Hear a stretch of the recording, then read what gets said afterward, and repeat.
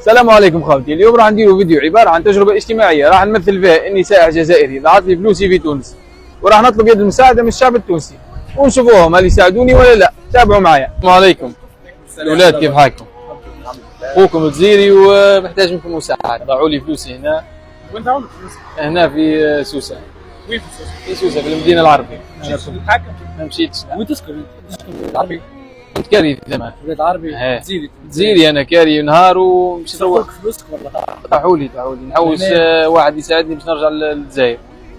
ودا ماكش كاري دار فيهاش فلوس؟ ما عنديش حاجه. مانيش كاري لا. حاجتي ب 30 دينار اذا 30 دينار فرنسا.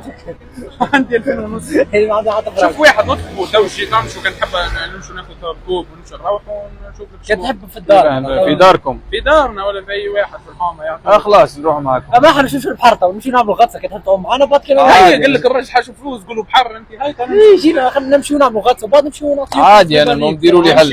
حتى كنت ديروا لي حل. اي هكا تاعنا خلاص دقيقه الاولاد. انا دايرين شغل تجربه اجتماعيه.